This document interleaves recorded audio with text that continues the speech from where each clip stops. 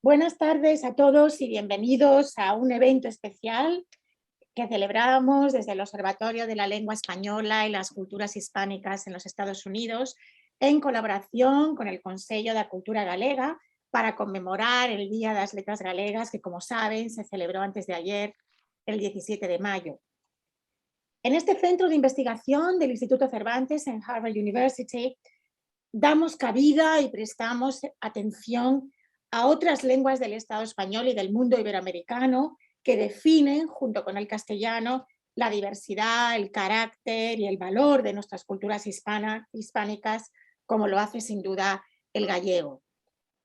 Hoy nos acercamos a la cultura gallega, centrándonos en el exilio artístico e intelectual que representa también Florencio Delgado, que fue la figura elegida por las autoridades gallegas para homenajear en la celebración de este año, del Día de las Letras Gallegas. Pero enfocamos este tema del exilio intelectual desde la perspectiva estadounidense para encajarlo bien en la misión del Observatorio de la Lengua y de las Culturas Hispánicas en Estados Unidos, que examina y promueve las relaciones y la presencia del mundo hispánico en este país norteamericano. Contamos con prestigiosos asistentes a ambos lados del Atlántico y quiero agradecer al Consello de la Cultura Galega su iniciativa al proponer esta colaboración que nos ha permitido desde la lejanía geográfica celebrar una fecha tan especial. Así que sin más, cedo la palabra a Emilia García López, responsable de Acción Exterior del Consello, quien les dará también la bienvenida y antes de dar paso a nuestros dos invitados de hoy, que harán sendas presentaciones de unos 20 minutos cada uno para posteriormente mantener un coloquio con todos ustedes. Así que, Emilia, muchas gracias y tienes tú ahora la palabra. Muchas gracias, Marta. Buenas tardes a todos. Para mí es un placer, como representante de la institución, estar hoy iniciando esta colaboración, que, como les explicaré un poquito más tarde, tiene mucho que ver con el plan de acción exterior de la institución. Durante estos últimos 2 años hemos diseñado un plan y esta ha sido una actividad que nos ha parecido muy interesante y esperamos que pueda continuar en el tiempo, no siempre para celebrar el Día de las Letras Gallegas, pero sí con otro tipo de actividades. Yo les voy a explicar un poquito lo que es el Consello da Cultura Galega. A continuación, les explicaré un poco también qué hacemos desde la Comisión de Acción Exterior, de la que soy responsable, y me gustaría también destacar el papel de colaboración que tenemos con el Instituto Cervantes, que en este caso se plasma a través del Observatorio de Harvard. Les comento que me gustaría explicarles que el Consello da Cultura Galega es una institución un poco, no me gusta decir atípica, pero sí que es necesario explicar lo que es, porque en muchas ocasiones se confunde con la Consellería de Cultura, con la Consejería de Cultura, y no para nada es lo mismo. El Consello de Cultura Galega fue creado en el año 1983 a través del Estatuto de Galicia y cuando se aprueba el Estatuto de Galicia, las personas que redactan este estatuto deciden que es muy importante que exista un organismo autónomo que sea un organismo consultivo y asesor de la comunidad gallega en materia de cultura. Entre nuestras funciones ha figurado siempre, o entre nuestros objetivos o fines, por así decirlo, ha figurado siempre la proyección de la cultura gallega en el exterior, fuera y dentro de la comunidad, y bueno, efectivamente en el exterior en lo que se refiere al mundo en general, no solo relacionado con la colectividad, sino en otras muchas extensiones que pueda tener la cultura y la proyección de la cultura gallega.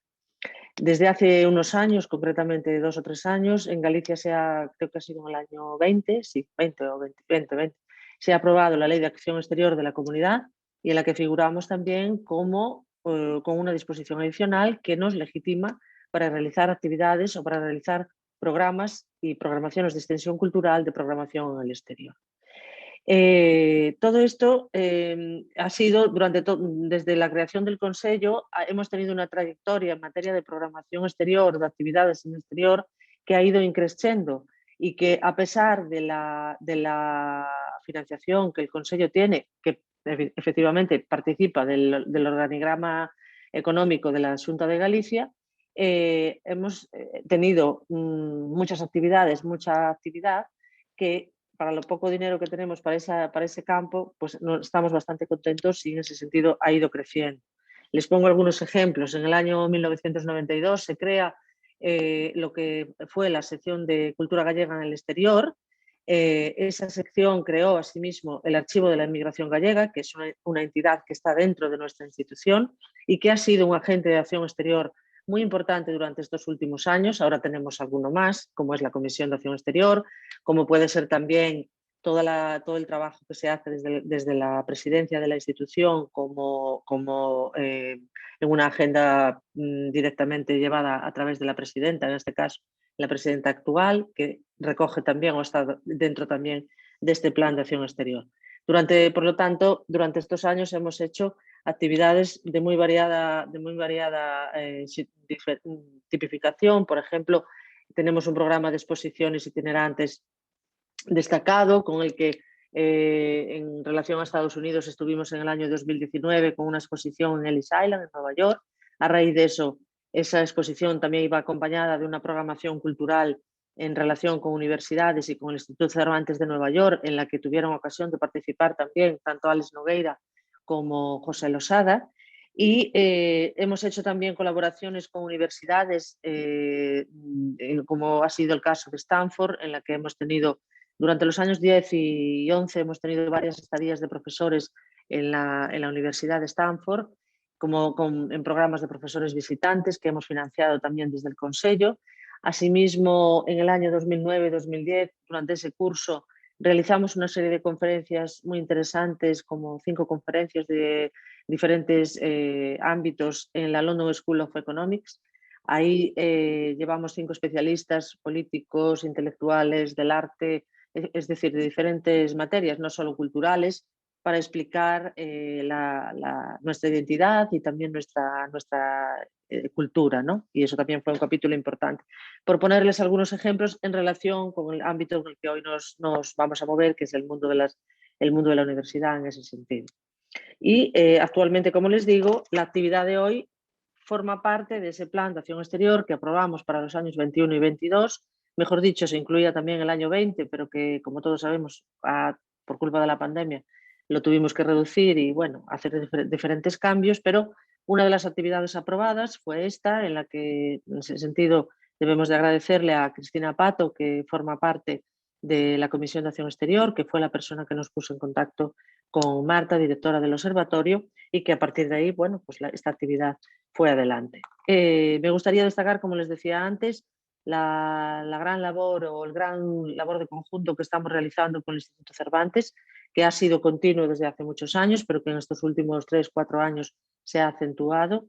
Y de hecho estamos en colaboración continua en diferentes centros, con las diferentes sedes del instituto, cada vez más. Casi podría decirse que tendríamos que hacer dentro de nuestro plan especial un subplan de estratégico de actividades con el Cervantes, porque hemos colaborado este año en Bruselas, en Roma, vamos a hacerlo también en Palermo, en Dublín.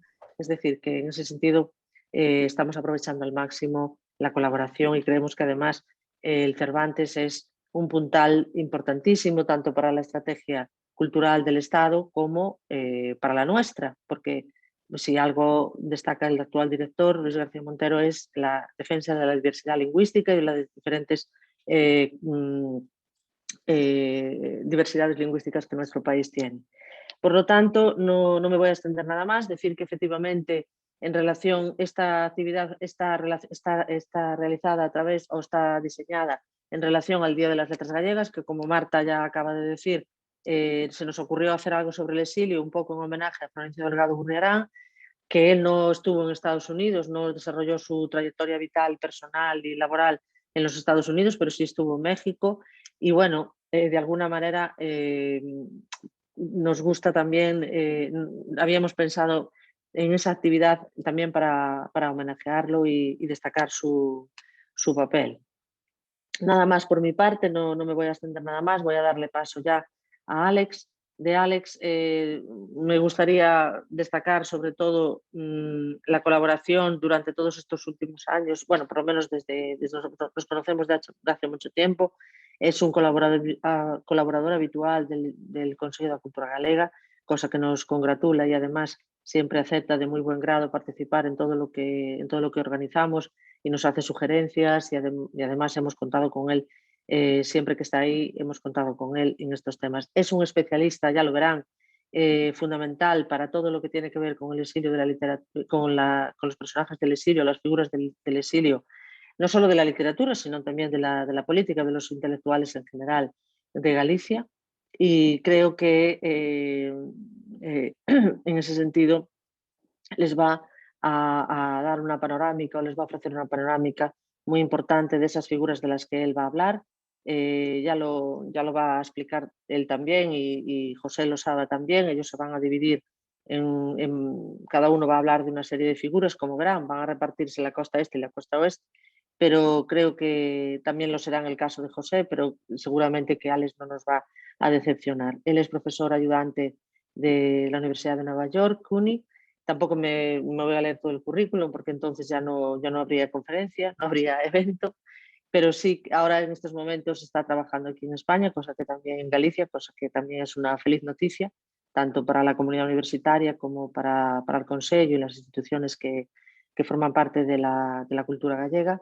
Y sin más, le doy paso. Muchas gracias a los dos por participar, y muchas gracias también de nuevo, Marta, a ti y a todo tu equipo, por el fantástico trabajo que hacéis y lo fácil que ha sido colaborar con vosotros. Muchas gracias.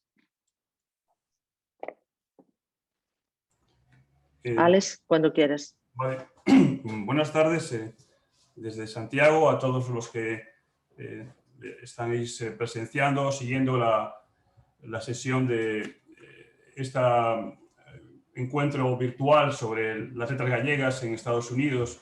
Y bueno, antes de poneros unas imágenes de fondo que pueden ser más agradables que verme a mí todo durante 20 minutos, voy a comentar un poco las ideas detrás de mi ensayo, de mi presentación, ¿no? Primero he intentado situar por qué es relevante Nueva York en la imaginación cultural y política de Galicia y los Estados Unidos, a pesar de que aparentemente pueda no tener nada que ver.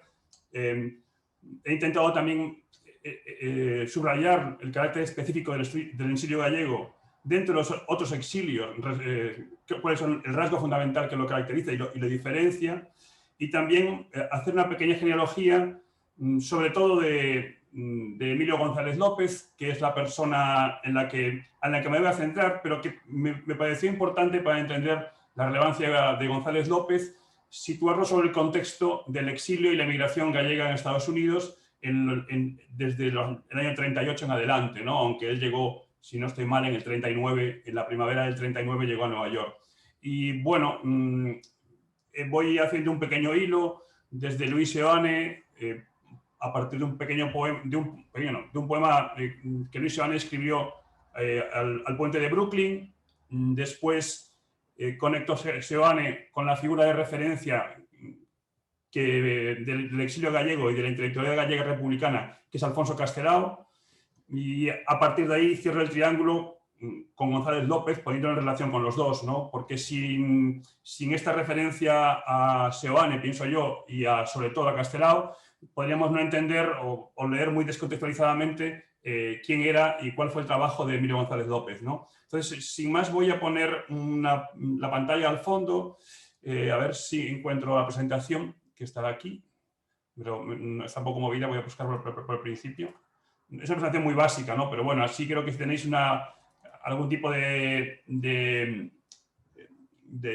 impresión visual podéis entender mejor lo que yo he hecho. Mira, lo primero que he puesto es una imagen del puente de Brooklyn en construcción.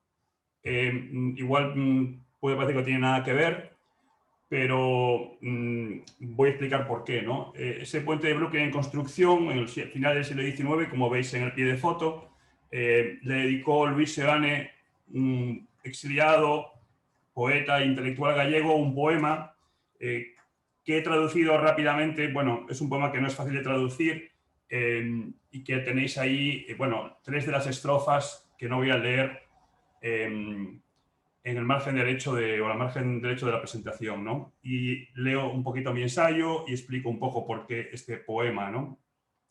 Si empiezo mi presentación con este poema de Luis Seoane, es porque permite situar la experiencia gallega en los Estados Unidos y por extensión en América de un modo ejemplarmente preciso. El poema, que Seoane debió de escribir entre Buenos Aires y París y tal vez mientras atravesaba el Atlántico, se incluyó en un libro publicado en la Argentina en 1952. Bueno, lo primero que me interesa es situar este exilio gallego no como un acontecimiento singular, sino que situarlo en relación con unas trayectorias y unas travesías transatlánticas previas, de las cuales la trayectoria de Seoane propiamente es un ejemplo, ¿no? El poema que Seoane debió escribir entre Buenos Aires y París, como sucede con otros poemas de este mismo libro, se incluyó en un libro publicado en la Argentina en 1952. Alejandro, perdona que te interrumpa un momentito. ¿Querrías compartirlo en el modo de presentación con diapositivas? Porque así la vemos en grande. ¿Ah, sí? Yo creo que sí, ¿verdad? Así, mejor. Sí, muchísimas gracias. Vale. Perdona. Bien. Tan transparente como el título, Fardel de exiliado, o sea, Fardel de exiliado, es el título original que el autor acabó tachando, Fardel de emigrante, porque la duda entre las dos palabras, exiliado o emigrante, marca una de las aporías del exilio gallego del año 36-39, exiliado o emigrante, una duda que es imposible resolver porque Seoane, como muchos otros gallegos, fue las dos cosas a la vez y sería más preciso decir varias veces, ¿no? Entonces, este primer rasgo fundamental del exilio gallego es la confluencia de exilio y emigración y de viajes de ida y vuelta sucesivos que se insertan en la historia de las migraciones gallegas desde el siglo XIX al menos, también en Nueva York.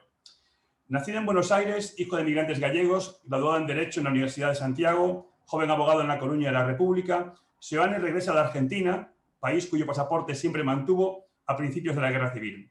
Comprometido con la causa republicana, el Seoane activista, editor de varias empleadas fundamentales del Río de la Plata y convertido en pintor y diseñador de gran éxito, escribe el poema sobre el puente de Brooklyn en un momento aciago, la segunda mitad de la década de los 40, el momento en el que la ilusión generada por el fin de la guerra se desvaneció en el aire cuando se vio que los aliados no estaban dispuestos a desalojar a Franco. Entonces, estos poemas, igual que algunos otros textos gallegos del exilio, y igual que en el exilio español, tienen una cronología muy precisa, que es el periodo que va entre el 45 y el 53, que es un momento de gran vacío intelectual porque parecería que los exiliados estaban abandonados por los propios aliados que habían apoyado, ¿no? Y parecía entonces que Franco iba a durar para siempre, ¿no? Por lo menos todo lo que duró después, ¿no? Y ese contexto preciso nos ayuda a situarlo este poema, probablemente escrito en el año 48-49, más o menos, es lo que yo más o menos lo dato. Hay una edición estupenda de Gregorio Ferreiro Fente que podéis encontrar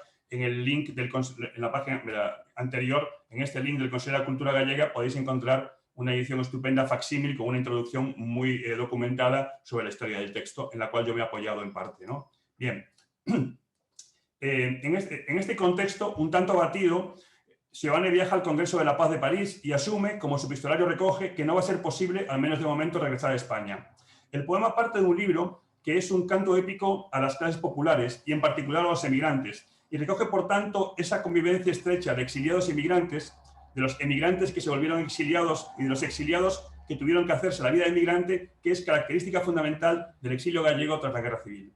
El poema, además, con su descripción, y podemos volver al poema por si no lo habéis visto antes, casi expresionista, es un libro muy interesante y lamentablemente un poco olvidado fuera de Galicia, ¿no? En Galicia es un libro de referencia, por supuesto, ¿no?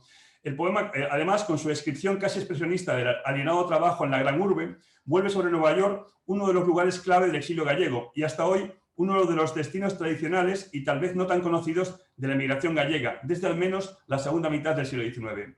No deja de ser irónico que Nueva York, el fondo de este texto de Seoane, acabase siendo el espacio de su triunfo artístico que le llevó a premios internacionales y que le proporcionaron recursos económicos para financiar varias de las empresas fundamentales del exilio, como por ejemplo la revista Galicia Emigrante, publicada en Buenos Aires a finales de los años 50. Me parece importante entender también que el exilio gallego no es solamente un exilio de ida, sino que a su vez tiene una serie de trayectorias americanas que van de Nueva York a La Habana, de La Habana a Buenos Aires, de Buenos Aires a Montevideo, de vuelta a Caracas, de Caracas a México, al DF, el DF a Guadalajara, y de Guadalajara de vuelta a Nueva York, ¿no? Entonces, sin entender, por eso me interesaba poner sobre la mesa que el exilio no fue únicamente una especie de huida y refugio en una fantasía nostálgica, como a veces se caricatura desde la crítica, ¿no? Sino que fue algo mucho más activo y dinámico de lo que puede pensarse pues, si no se conoce el tema con un poco de detalle, ¿no? Es la revista, es un ejemplar de la revista Galicia Migrante que Seoane editó y publicó en Buenos Aires en los años finales de los 50. Solo unos años antes, entre 1938 y 1939, varios intelectuales gallegos, entre los que destacó la figura de Alfonso Castelao o Emilio Gonzalo López, a quien dedicaré la segunda parte de esta intervención, habían llegado a Nueva York para establecer una larga e inesperada carrera tan alejada de sus sueños y proyectos en los años de la Segunda República. Fardel de exiliado, como he comentado, se escribió en parte desde un barco, el Highland Princess, un transatlántico que lo llevaba de París a Buenos Aires. Desde otro mismo transatlántico, en la ruta Le Havre-New York, escribió también Alfonso Daniel Rodríguez Castelao varias páginas de su libro Sempre en Galiza, el texto fundamental de la experiencia nacionalista gallega. Entonces, una segunda superposición es que estos textos que están trabajando sobre la identidad gallega y que aparentemente son considerados como ensayos más o menos toscos, políticamente un poco desiguales, todos ellos se escriben a través de una experiencia de travesía atlántica, ¿no? De travesía de exilio o de travesía de migración, ¿no? Y eso, en este caso, literalmente a bordo de un barco, ¿no? Y esa imagen del barco atravesando el Atlántico al tiempo que estás ordenando la memoria de la guerra y ordenando los proyectos para superar la crisis de la República, me parece una imagen muy potente para entender cuál es el valor del exilio gallego o cómo podemos leer de un modo complejo el exilio gallego. Fardel de exiliado se escribió en parte, voy a poner este texto, se escribió al menos en parte desde el Highland Princess, un transatlántico que lo llevó de París a Buenos Aires. Desde otro mismo transatlántico, en este caso el Ile-de-France, en la ruta Le Havre-New York, escribió también Alfonso Daniel Rodríguez Castelao varias páginas de su libro Sempre en Galiza, el texto fundamental de la experiencia nacionalista gallega. Bueno, ahí podéis. Ese es el texto, publicado originalmente en Buenos Aires, Instituto Argentino de Cultura Gallega, ¿no? Bien. Castelao viaja a Nueva York en la primavera de 1938 y no a Buenos Aires, como era su intención, y donde había vivido de joven, con un encargo del presidente Negrín, que aceptó, hay que decirlo todo, a regañadientes. En el trayecto a bordo del transatlántico, Ile-de-France, Castelao llena unos cuadernos de notas en que va cobrando una forma a veces caótica y enmarañada, sus memorias de guerra. Es el verano de 1938. Esta escritura azarosa, en condiciones precarias, en un constante desplazamiento, es una de las marcas más destacadas de la escritura del libro, y sobre este mismo proceso Castelao reflexionaría desde su apartamento en la calle 86 de Nueva York, cuando el libro aún no tenía título. La experiencia del viaje, su narración explícita o implícita en los apuntes del texto, es una de las marcas características de un texto que acabó recibiendo un nombre paradójico, Sempre en Galiza. Paradójico porque nunca se escribió en Galicia, ¿no? O sea, siempre fue fuera de Galicia, ¿no? Su historia textual lleva inscrita esa errancia, una huida, una búsqueda también. Badajoz, Madrid, Barcelona, París, Nueva York, Buenos Aires, nunca en Galicia. En este contexto complejo, el duro e intenso periodo que va del verano del 38 a la primavera del 40, cuando salió de Nueva York rumbo a Buenos Aires en un barco en el que continuaría la escritura de su libro, El paquebote Campana, en este intenso periodo, Castelao reflexiona sobre la historia de Galicia, el fracaso de la República y, sobre todo, sobre la experiencia de la fragmentación, cuando el mundo de ayer estalla en pedazos. Intentando estabilizarse profesionalmente como profesor de dibujo en un college, al tiempo que va perdiendo paradójicamente la vista. Castelao participa en sucesivos mítines republicanos en Humboldt Park, Brooklyn, por ejemplo, en el Madison Square Garden, junto a Fernando de los Ríos, el antiguo embajador o el embajador de la República en Estados Unidos. Retoma sus nunca abandonados contactos con el Grupo Vasco, con el PNV, como sabéis, el Endacari estaba en Nueva York, como otro Aguirre, ¿no? Intenta conectar exilio y emigración, una emigración muy comprometida con la causa republicana, la Casa Galicia de Nueva York. Es en esta ciudad y al final de la guerra donde Castelao reflexiona sobre el pasado e intenta pensar en algún futuro. En torno a él se congrega un grupo de intelectuales que acabarían siguiendo una trayectoria académica en la que ahora se denomina estudios peninsulares. En las fotos, la foto que tenéis, por ejemplo, al inicio de este encuentro, ¿no? Que es la foto de Castelao con Ernesto Guerra Dacal, que está en la portada de celebración. En las fotos y la documentación conservada, el político gallego aparece al lado, por ejemplo, de Ernesto Guerra Dacal, es la foto inicial, insisto, con quien ya había coincidido en Barcelona en la primavera de 1938. Dacal, que había sido miembro de la Barraca y a quien se vincula con la escritura de los 6 poemas galegos de Federico García Lorca, se convertiría en una figura en el campo de los estudios portugueses, en especial en la figura de Esa de Queirós, sobre quien escribió una monografía de referencia. Son tiempos recios. La derrota de la República y la terrible gestión de la salida de España, los campos de concentración de Argel-sur-Mer y San Ciprián, por ejemplo, las dificultades para embarcarse rumbo a América entre París y Le Havre o Amberes, por ejemplo, como relata en sus otras personas más próximas a Castelao en estos tiempos, Emilio González López en sus Memorias de un diputado republicano en la Guerra Civil Española. Es este libro que está aquí, ¿no? Y ahora hablaremos de ese libro brevemente, ¿no? En un trabajo de referencia sobre la literatura del exilio, Sebastián Faber acuñó el concepto de ética de la aporía. Siguiendo los pasos de Max Aub y analizando su problemática instalación en México y sus difíciles relaciones con la comunidad exiliada, que Max Aub habría de ficcionalizar en un relato muy brillante y muy amargo, La verdadera muerte de Francisco Franco, un relato de referencia como todo el mundo conoce, ¿no? Faber explica cómo Aub se fue sintiendo cada vez más lejos de la comunidad de exiliados. Mientras él se mantenía fiel a sus principios y a sus compromisos republicanos, su percepción de sus antiguos camaradas fue cada vez peor y le reprochaba bien su aburguesamiento acomodado en México o bien el seguidismo ciego de las instrucciones de Moscú. Y así está por escrito en sus diarios, ¿no? Desde luego el papel de Castelao fue procurar que esto nunca pasara. Y esto se marca, esa ética de la aporía que dice Sebastián Faber, es todo el esfuerzo que intentó evitar Castelao. Tender siempre ese puente entre el exilio y la comunidad de migrantes previos y posteriores a la guerra civil. Este es el segundo gran elemento, ¿no? No hay ética de la aporía en Castelao. Lo que hay en Castelao es ese esfuerzo, ¿no?, por buscar salidas, aun en el contexto terrible de la primavera del año 39, como luego se verá.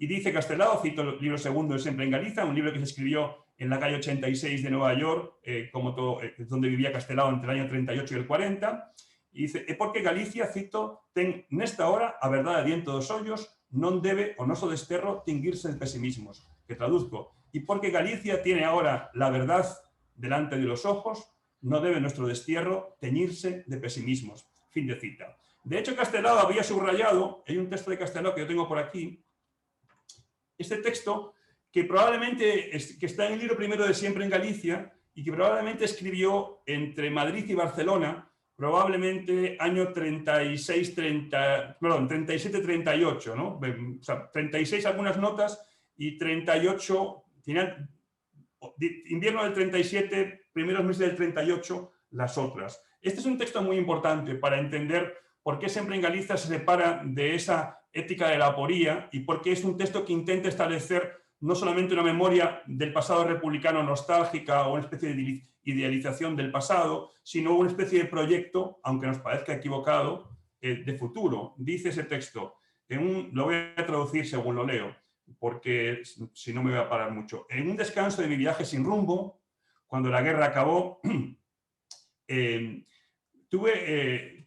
tuve que encaminar el libro y considerarlo a la luz de nuevas circunstancias. Rápidamente comprendía que no respondía ya a realidades presentes y por lo tanto ya no era lo que los gallegos debían leer ahora. Refleja, esta es la verdad, el pensamiento de un galleguismo leal a la República y a la causa del pueblo español durante la guerra y por este motivo debe publicarse tal y como yo lo concebí. Pero le he añadido una segunda parte que contenga los trasacuerdos que impone la derrota de la democracia española y las posibilidades de restauración de la soberanía popular en España. Fin de cita. Esta permanente mirada al futuro, por más que podamos pensar que ese futuro que él pensó es hoy un futuro pasado, que no sabremos nunca si es posible, la imagen de una nueva república separa Siempre en Galicia, libro que en España no se pudo publicar hasta la muerte de Franco, de cualquier evocación nostálgica del pasado o de una comunidad idílica o utópica. Es un texto que yo leería de un modo pragmático. Es en Siempre en Galicia donde Castelao narra la historia de la aprobación del Estatuto Gallego, ese Estatuto Gallego para el cual, por ejemplo, Seoane había hecho esta serigrafía cuando estaba en la primavera del 36 en La Coruña, que no sería definitiva hasta las Cortes de la República en el exilio y en la que jugó un papel fundamental Emilio González López. Y vamos ahora a González López. Aquí está. Votado el 28 de junio de 1936 y depositado en las Cortes en Madrid, en la carrera de San Jerónimo, el 15 de julio, Las Cortes Republicanas, reunidas primero en Valencia y más tarde en Barcelona, en Montserrat, se negaron a tramitarlo por no estar físicamente presente en las sesiones. Castelao, diputado por Pontevedra en las Cortes por el Frente Popular, acabó acudiendo a Emilio González López, el señor que tenéis ahí, quien se encargó de viajar a Madrid en marzo de 1938, ir a la carrera de San Jerónimo y traer el estatuto de regreso a Barcelona, donde fue presentado a la correspondiente comisión los mismos días que la aviación italiana bombardeaba la ciudad. Y eso está contado, por ejemplo, en las memorias de González López, en ese volumen que tenéis ahí.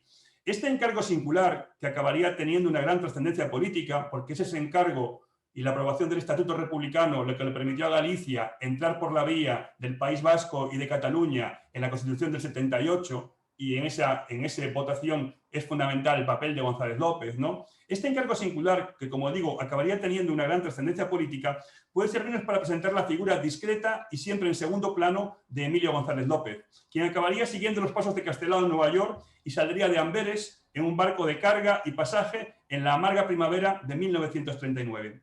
González López, miembro del Partido de Azaña, Izquierda Republicana, profesor de Derecho Penal, había escrito la tesis con Jiménez de Asúa, viajó a Nueva York, a donde llegó accidentalmente y donde acabaría viviendo más de 50 años. Durante la guerra desempeñó todo tipo de funciones, incluyendo cónsul general de la República en Ginebra, y no es pequeño puesto, durante los últimos meses de 1938 y los primeros de 1939, y nunca en ningún momento se le ocurrió renunciar a la lealtad a la República. Instalado en Nueva York y dotado de gran discreción y capacidad de trabajo, don Emilio, y así oí yo hablar de él, a Isaías Lerner y a Joan González Millán, es una figura clave en el mantenimiento activo de la memoria republicana y al mismo tiempo en la presente imbricación de exiliados y emigrantes en el exilio. Y así, en 1953, le escriben una carta a Luis Seoane y he recuperado del archivo del Consejo esta carta, que yo creo que me la pasó Emilia, no lo recuerdo bien, ¿no? Esta carta de 15 de junio de 1953, cuando González López es ya profesor de Hunter College y ha publicado varios ensayos sobre la novela española muy importantes, sobre Pardo Bazán, sobre Pío Baroja, por ejemplo, etcétera, ¿no? Y le escribe a Luis Seoane, ¿no? Y le dice: amigo Seoane, leo la carta, tenéis ahí el manuscrito, está depositado en el Consejo. Facía tempo que sabía de ti por las noticias indirectas dos meus de comuns amigos, mas agora o teu excelente fardel de exilado, que te agradezo, tan cheo de emoción, de arte e de lembranzas, fixo lembrar os sabellos tempos en que unha nova mocidade escolar cobizaba unha vida mellor para Galicia e España. Que fas? En que traballas? Eu son profesor de Lingua e Literatura Española no Hunter College en Nova York no inverno e en Middlebury College no Brao. Mañán collo o vuelo para Middlebury. Eu escribín algunhas cousas. Unha sobre Galicia, a novela de Pardo Bazán, un estudo sobre a influencia de Curros en Valle Inclán, a colección de ensayos que me premiara Centro Galego de Bos Aires fai 2 anos e xa teño rematado un estudo entre Galiza e Portugal. Fin de cita. El texto, que bueno, es súper significativo y creo que me ayuda a cerrar un poco mi argumentación sobre estas rutas gallegas, es muy significativa la lectura que se hizo del libro de Seoane desde el exilio. Es un texto, una carta prácticamente posterior a la publicación del libro, ¿no? En menos de un año, ¿no? Y el libro ya había circulado de Buenos Aires a Nueva York, porque el libro se había publicado en Buenos Aires, como sabemos. Donde fue visto como un texto clave en el que se conjugaba la emoción de los recuerdos del pasado y una nostalgia de los futuros que soñaba la generación republicana, ¿no? Esa cobizaba, en gallego, deseaba una vida mejor para Galicia y para España, ¿no? O sea, tiempos en que una juventud, perdón que no lo he traducido, dice el texto: hacía tiempo que sabía de ti por las noticias indirectas de amigos comunes, pero ahora tu libro, Fardel de exiliado, que te agradezco, tan lleno de emoción, de arte y de recuerdos, me hizo recordar los ya viejos tiempos en que una nueva juventud escolar deseaba una vida mejor para Galicia y para España. Fin de cita. Y esta conexión epistolar, surgida paradójicamente en América entre dos intelectuales nacidos en A Coruña, y esto es muy tremendo, ¿no? Me parece a mí, es muy representativa de las rutas que atraviesan las raíces gallegas. De esta carta saldrían varios volúmenes de la historia de Galicia que Seoane editó en Buenos Aires y el viaje a la ciudad porteña de González López para participar en uno de los capítulos clave del exilio, el Congreso de Migración Galega, celebrado en 1956. Su carrera entre Nueva York y Middlebury, y aquí tenemos, por ejemplo, esta foto que me pasó Losada Cheche, José Losada Montero, que es una foto de la escuela de verano de Middlebury College, que la escuela de español, donde en ese momento el director es Francisco García Lorca, el hermano de Federico García Lorca, que lo veis ahí con la pajarita, y justo detrás, como siempre en segundo plano discretamente y con una corbata clara, sonriente, es Emilio González López, que está sentado en las escaleras, bueno, como en diagonal al lado detrás de García Lorca, si lo veis ahí exactamente, ¿no? Esta conexión epistolar entre Seoane y González López, con la que cierro un poco mi argumentación, surgida paradójicamente en América entre dos intelectuales de A Coruña, es muy representativa de las rutas que atraviesan las raíces gallegas. De esta carta saldrían esas publicaciones de González López en Buenos Aires y su participación en el Congreso. Su carrera entre Nueva York y Middlebury, y solo muy tardíamente en Galicia, González López intentó volver varias veces y escribía a los contactos gallegos, y los contactos gallegos le dicen: se tiene todavía muy presente tu comportamiento durante la guerra, y por tanto visitaba a su madre en Portugal. Su madre bajaba desde Coruña hasta Valencia, Domiño, y allí se encontraban porque no le estuvo permitido el acceso a España hasta después de la muerte de Franco, ¿no? Porque sabía que había sido también miembro del Servicio de Inteligencia de la República, entre otras muchas cosas, ¿no? En Nueva York acabó siendo el fundador del Departamento Español y Portugués de la Escuela Graduada, donde yo me eduqué, desde la fundación de la City University of New York, el Graduate Center de CUNY, ¿no? Él es fundador del Departamento de Español y Portugués del Graduate Center de CUNY, desde donde mantuvo encendida la llama del republicanismo y la memoria de Galicia. Era de nuevo el hilo que conectaba el exilio intelectual español, el equipo que ahí veis representado junto a Francisco García Lorca, ¿no? La inmigración gallega, con sus innumerables actividades en Casa Galicia, con la comunidad de Buenos Aires, como su correspondencia de Luis Seoane pone de manifiesto. Y quiero acabar con una carta de su epistolario, ¿no? Que me parece muy emocionante, que es una carta que le envía Jesús González Malo, líder de la CNT en el puerto de Santander, exiliado en Nueva York, y también sindicalista importante en Estados Unidos en los años 50, que le escribe una carta a Emilio González López el 13 de octubre de 1946. La carta viene al hilo de una cena que se organiza en Nueva York para la comunidad hispana, donde se presentan de repente el cónsul franquista y también varios jefes de falange. Y entonces González Malo, que obviamente no era del partido de González López, le dice en la carta: querido González López, aunque anoche ya te di nuestra congratulación por acuerdo del Comité de las Sociedades Hispanas Confederadas, he de dejarlo estampado con la debida constancia. Fue sin duda para ti un momento desagradable, pero que supiste aprovechar para reiterar tus convicciones democráticas y republicanas. El momento no podía desaprovecharse. Nos hicieron la faena de llevar al cónsul franquista y una serie de falangistas, y tú, en tu discurso, reafirmaste lo que tantas veces tienes dicho: la convivencia nacional no será posible en tanto no se establezcan en España las libertades democráticas. Octubre de 1946.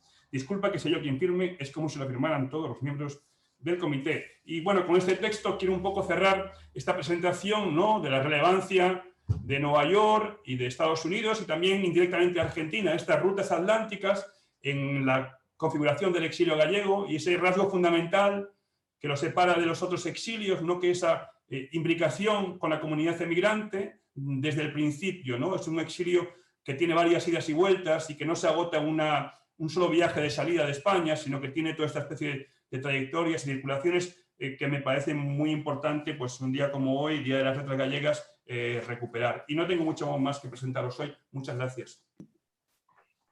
Muchísimas gracias, Alejandro, por esa presentación fascinante en la que nos has dado el contexto para poder entender las particularidades del exilio gallego y las similitudes con el exilio de otros españoles. Y muchas gracias por toda esta información comprimida en 20 minutos, que me imagino que te habrá costado muchísimo, porque tocas ahí un montón de facetas. Pasamos entonces, si te parece, Emilia, a presentar ya a José Losada Montero, nuestro otro invitado. Muchísimas gracias por estar aquí, José. Les presento yo a José. José Losada Montero es profesor asociado y director del programa de español en la Southwest Minnesota State University. Antes de incorporarse a esta universidad del estado de Minnesota, enseñó en el Brooklyn College y en el John Jay College de CUNY, donde está Alejandro, y en esa universidad de Nueva York, la City University of New York, desempeñó también el puesto de secretario de la cátedra Joan González Millán de Estudios Gallegos en el Graduate Center de la Universidad Neoyorquina. También ha impartido docencia en la University of Wisconsin en Milwaukee. El profesor Losada Montero se especializa en su investigación en la historia intelectual, la historiografía y la literatura y la teoría literaria, y también, evidentemente, en los estudios de Galicia, en los estudios gallegos. Voy a mencionar solo 2 o 3 publicaciones dentro de este ámbito que es en el que nos compete hoy. Por ejemplo, Rerouting Galician Studies, Cartographies of the USA, publicado en 2017, o Nationalism, Identity and Cultural Recognition, Galician Studies and the Post-National Perspective, o New Roots for a Global Field, Transatlantic Perspectives on Galician Studies, publicado este año con su colega Benita San Pedro Vizcaya, con la que también editó el importante volumen Rerouting Galician Studies, Multidisciplinary Interventions, en el que autores de distintos ámbitos trazan una cartografía, entiendo, de los estudios gallegos desde distintas disciplinas y desde distintos puntos geográficos. Añadiré simplemente que José Losada colabora regularmente con la revista académica gallega Grial, como reseñando libros, y que es un activo participante en eventos culturales y de todo tipo en su universidad. Así que tienes la palabra, José. Muchísimas gracias de nuevo por aceptar nuestra invitación y te escuchamos. Bueno, pues muchísimas gracias a ti, Marta, gracias al Observatorio y al Instituto Cervantes y al Consello por tenerme en esta jornada. Bueno, yo no soy un experto en exilio gallego, me dedico sobre todo a cuestiones de teoría literaria, de historiografía, de metodología de investigación, y actualmente trabajo en estudiar un poco los retos, los problemas que a veces nos encontramos para encajar los estudios del exilio dentro de los estudios gallegos, bien en Galicia o en Estados Unidos, que a veces tampoco tienen fácil encaje en los currículum universitarios aquí en Estados Unidos. Dicho esto, la presentación que voy a hacer se centra en José Rubia Barcia, un intelectual, traductor, dramaturgo, etcétera, de Ferrol, que acabó también en UCLA, en California. Pero me sirve la figura de Rubia Barcia de excusa también, un poco siguiendo lo que decía el profesor Alejandro Alonso. Me sirve como excusa para dar pie a esas trayectorias en las que constantemente aparecen otros exiliados, otros grupos de migrantes, que, como diría Rubia Barcia en una entrevista, en unas conversaciones con un profesor mío, José Manuel González Herrán, fueron esas colectividades emigrantes que un poco le fueron abriendo la puerta cuando estuvo en Cuba, cuando estuvo en Estados Unidos, cuando volvió a España, etcétera. Yo empiezo también con una cita de Ramón Villares, de su libro más reciente, de Exilio Republicano y Pluralismo Nacional, donde él comenta que el Partido Galleguista, y cito, no tenía ningún representante en los comités directivos de los organismos de ayuda y evacuación de refugiados. Se refiere al Servicio de Evacuación de Refugiados Españoles y se refiere también a la Junta de Auxilio de Republicanos Españoles, el SERE y la JARE, ¿no? Y al Partido Galleguista, al tener pocos representantes o a tener ninguna representación en estas organizaciones, al final los exiliados gallegos tenían que valerse del apoyo de colectividades emigrantes que ya estaban en estos lugares de algún modo para instalarse en estos diferentes países. El caso de Rubia Barcia, si bien él tenía contacto y conocía a gallegos como Osorio Tafal, que llegó a tener, fue director del SERE, o Alejandro Otero, un profesor gallego socialista también de Redondela, que después tuvo un cargo en el servicio de farmacéutico en México de la JARE. A pesar de estos contactos, se va a ver a lo largo de la presentación, y como Rubia Barcia mismo dice, que sin estas colectividades de migrantes y exiliados él no podría haber solventado y solucionado muchos de esos problemas que le fueron sucediendo a lo largo de este exilio. Y Comienzo ahora, voy a...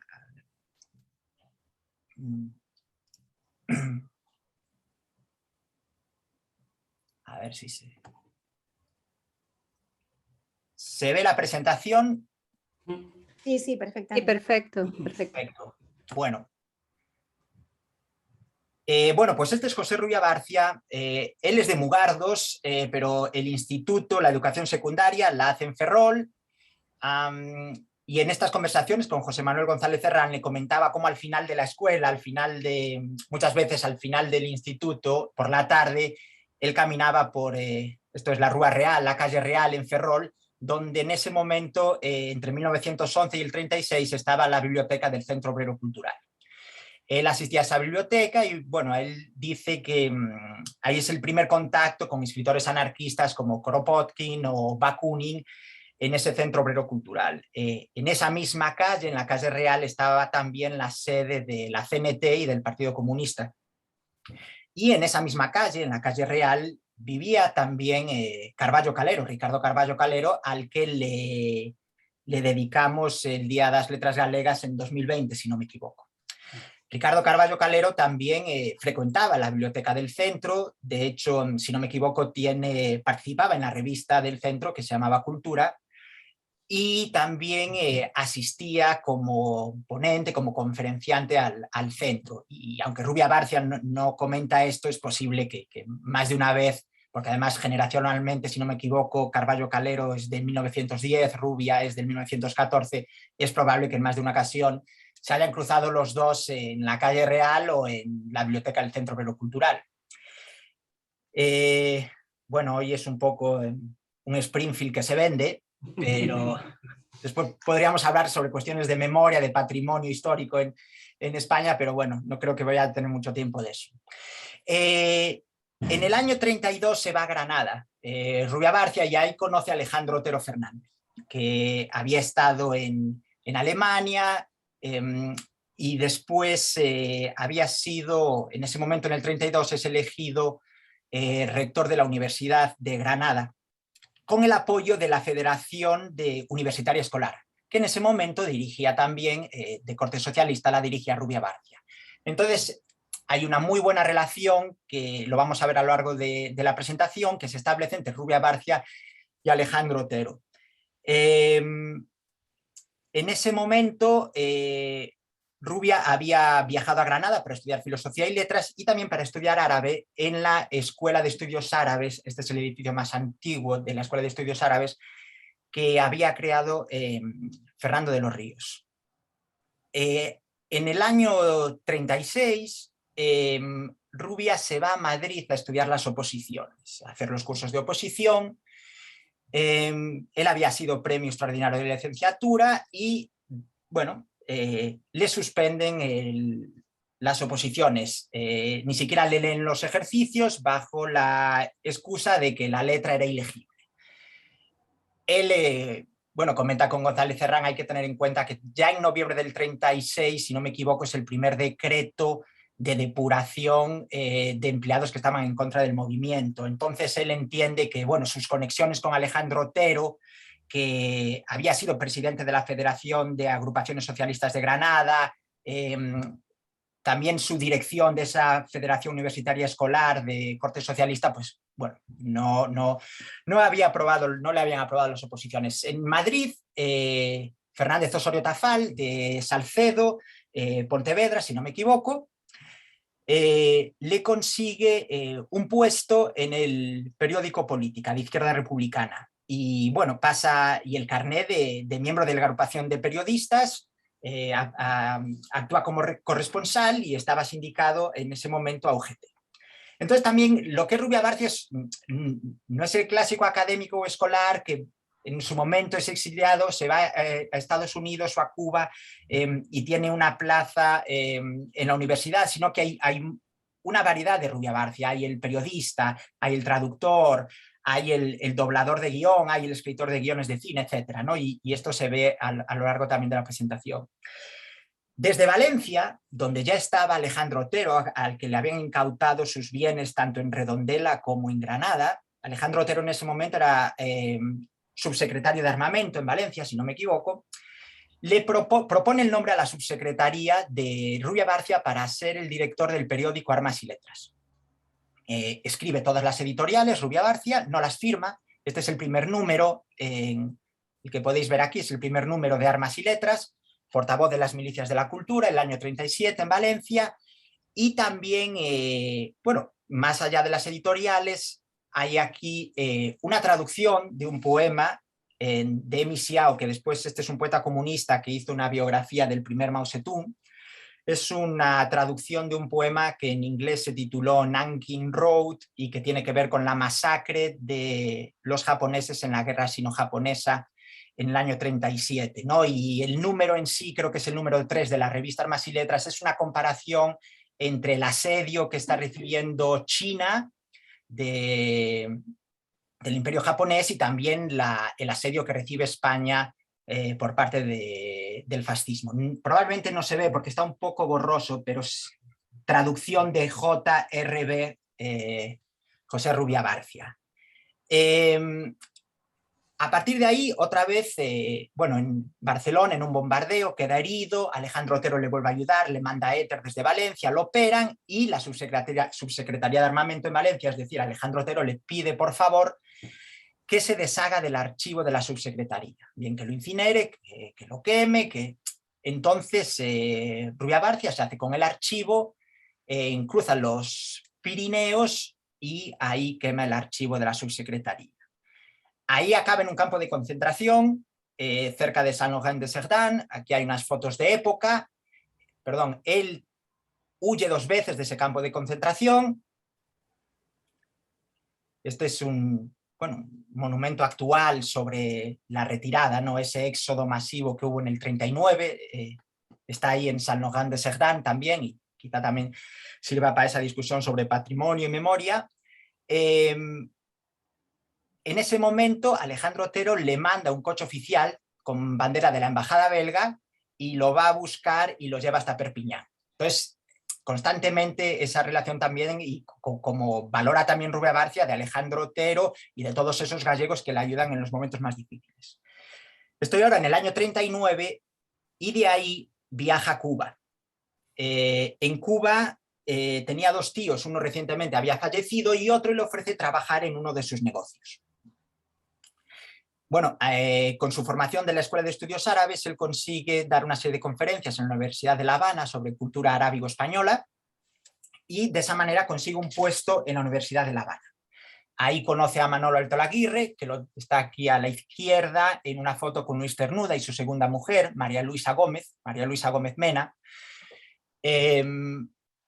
María Luisa Gómez Mena era productora cinematográfica, tenía una galería de arte, exponía también en el MoMA, en Nueva York, y es quien sirve un poco de mecenas para que con Altolaguirre, Rubia Barcia, crean la Escuela Libre de La Habana, en una especie de mimetizar, en una especie de... bueno, de inspirarse en la Institución Libre de Enseñanza de Giner de los Ríos. Si uno va a los papeles de la fundación de esta Escuela Libre de La Habana, ahí aparece Raúl Roa, que era sería íntimo amigo de Rubia Barcia, después fue ministro de Exterior de Fidel Castro y de hecho le escribe el prólogo al auto sacramental que publica en La Habana en Rubia Barcia en el año 47. Entonces en los fundadores aparece Raúl Roa, aparece Rubia Barcia y aparece también otro gallego, Lois Tobío Fernández de Viveiro, Lugo. La Escuela Libre de La Habana tiene 5 secciones y 3 de ellas están dirigidas por gallegos. La de Lenguas y Artes por Rubia Barcia, la de Estudios Superiores por Lois Tobío y la de Ciencias Jurídicas por Jesús Vázquez Galloso de Vilaudriz, Lugo. Entonces, bueno, también un poco mencionarlo, volveré a recordar más adelante el impacto intelectual de estos exiliados gallegos en la educación, en este caso de La Habana, ¿no? Donde 3 de las secciones estaban dirigidas por ellos. Esto sería un poco en el campo más intelectual que desarrolla en La Habana Rubia Barcia. Ahí también él crea una academia de artes dramática. La foto que está debajo de la de Luis Cernuda Gómez Mena y Alto Laguirre, ahí esa persona con gafas más o menos en el centro a la derecha, es Rubia Barcia en la primera, ¿cómo se diría? Sí, ¿no? Bueno, es del año 41, es la primera, los primeros graduados de esa Academia de Artes Dramáticas. Sobre ella hace una pequeña reseña sobre la labor de Rubia Barcia Ángel Lázaro, que lo tengo aquí a la derecha. Él era de Orense, pero su madre era de Cuba. Estuvo entre España, Cuba, también trabajando para el gobierno republicano. Y Ángel Lázaro hace una reseña donde dice, y cito, Rubia Barcia hizo intérpretes, creó de la nada, calladamente, verticalmente, con ese fervor que no espera satisfacciones exteriores, sino que se nutre de sí mismo. Ha logrado poner en pie la primera institución de su clase en América de habla española, para ofrecer una enseñanza completa de educación dramática. Cierro cita. Más allá de esta escuela de arte dramática, él tiene un programa de radio donde traduce obras dramáticas y las adapta. Después, en el ámbito más político, él participa en varias revistas, varios periódicos, uno de ellos Pueblo, donde las páginas españolas estaban a cargo de Ángel Lázaro, que ya he citado, y estaban a cargo también de Manuel Millares Vázquez, que Noyés, si no me equivoco, y ahí escribe tanto Vázquez Galloso como Rubia Barcia, como Ángel Lázaro, bueno, en contra del franquismo y de los, a través de las luchas antifascistas que sucedían en Europa en ese momento. Escribe también en Loita, que era la revista de la Hermandad Gallega, en ese momento, y en su día, en el año, a ver si no me equivoco, porque no quiero equivocarme con la fecha, en el año 41, de donde era esa fotografía de sus graduados de la escuela, crea también el Grupo Cultural Pablo Iglesias, del que José Rubia Barcia es elegido presidente. Entonces son todos estos personajes, ya no solo intelectuales, sino también activistas, dramaturgos, locutores de radio que tiene Rubia Barcia en La Habana. Como anécdota, y bueno, lo voy a comentar por el hecho también de que virtualmente estamos en Boston, Massachusetts, Jesús Vázquez Galloso tuvo 2 hijas, ¿no? Y me sirve también, yo estoy explicando un poco de dónde vienen, pero también a veces lo inesperado del futuro en el caso de estos exiliados y del espacio de los posibles que a veces uno nunca prevé y van sucediendo, ¿no? 2 de las hijas de Jesús Vázquez Galloso se formaron en el Colegio de España en México, pero acabaron sus estudios posgraduados en Estados Unidos. Y de hecho, Dolores Vázquez Abad es la vicepresidenta de la farmacéutica Pfizer, que hoy conocemos todo el mundo, ahí en Cambridge, Massachusetts. Entonces también como estas redes, ya no de los exiliados, sino de esas familias. En el año 43 lo invitan a Middlebury, que es el gran centro, parece, si no has estado en Middlebury no estás en la foto. Entonces lo invitan a Middlebury a los cursos de verano, donde ya el profesor Alejandro Alonso nos ha enseñado una de las fotos de los varios profesores, pero él no puede ir porque estaba en contrato con la Universidad de La Habana.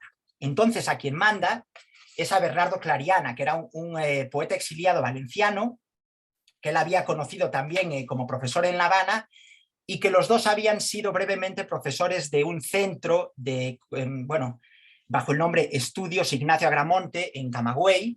Muy brevemente habían sido profesores ahí, bueno, y ahí es donde se conocen, y Clariana se va a Middlebury. Clariana, después de estar en Middlebury, viaja a Nueva York, donde conoce a Américo Castro. Y bueno, y ahí le habla de Rubia Barcia. Mira, esta persona habla árabe, tiene estudios en cultura arábigo-española, y Américo Castro invita a Princeton a Rubia Barcia. En ese momento, Rubia Barcia viaja a Estados Unidos a través de Miami. A ver, sí.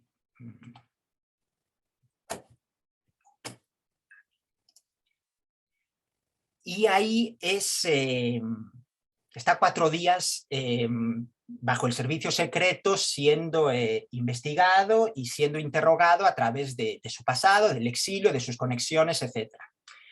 Pongo este documento, es el archivo del FBI de Luis Buñuel. Y prácticamente casi la mitad o al menos un tercio del archivo de Luis Buñuel que tiene el FBI es de Rubia Bárcea.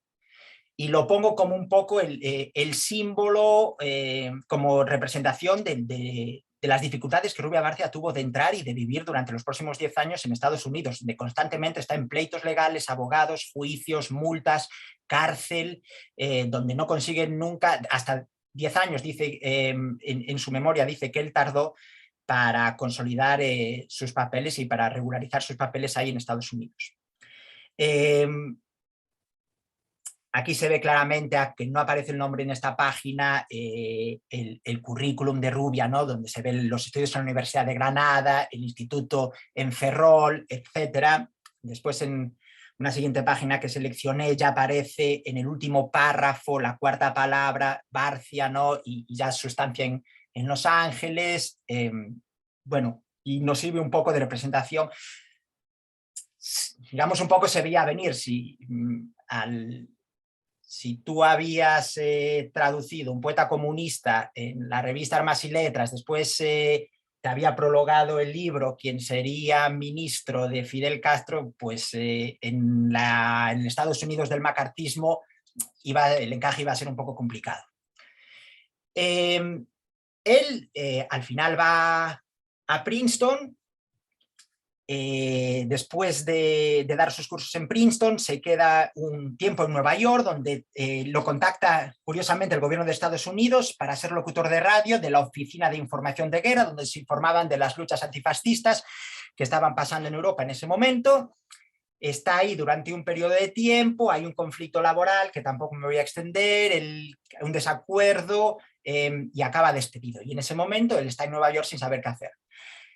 Contacta con Luis Buñuel, y Luis Buñuel, que tenía una oferta de Hollywood, de la Warner Bros., se lo lleva a Hollywood. Esta es una foto de Buñuel, Rubia Bárcea y la esposa de Rubia, Eva López.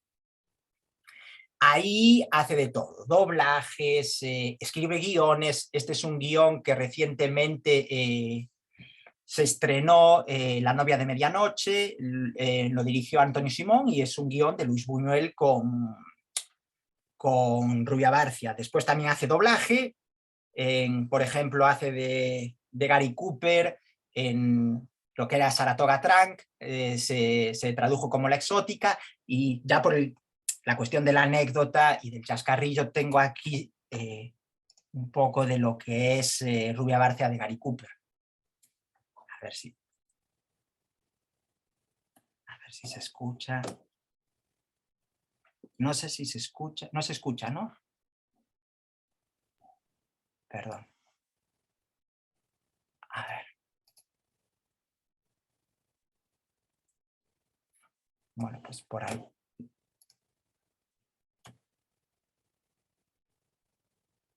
No se escucha, ¿no? No. No. A ver. No sé. No sé.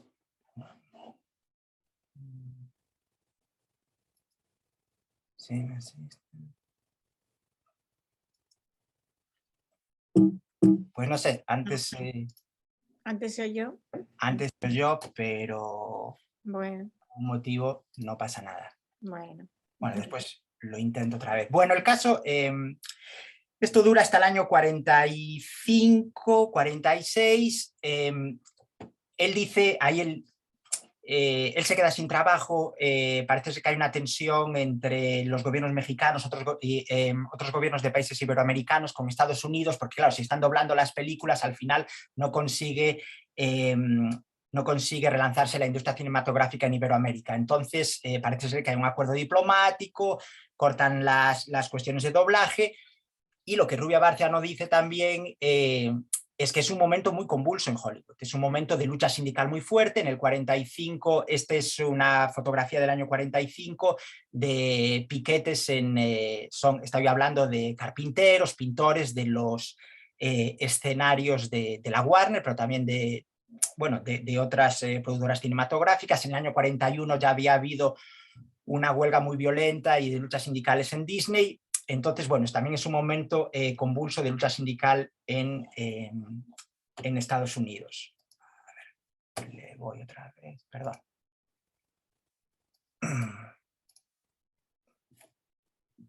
A ver, Ahora. cuéntemelo todo, ¿eh? Con que chantajista ya solo nos faltaba eso. Repítalo. Creo que acabará por volverme loco. Me encanta oír su voz y no sé decir el efecto que me hace.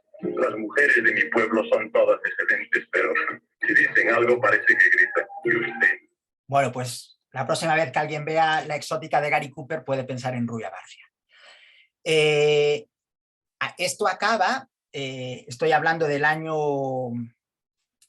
46, 45, 46, y Rubia tenía una nota que Américo Castro le había hecho para César Barja, que en ese momento era el director de estudios superiores en UCLA, en la Universidad de California, Los Ángeles, que era de Guitiriz, Lugo. César Barja había viajado, bueno, había tenido también una beca de la JAE y había acabado en Estados Unidos. De hecho, había estudiado en Harvard. En el año 16-17, en ese curso académico, César Barja había estudiado en Harvard y después había acabado de profesor en UCLA.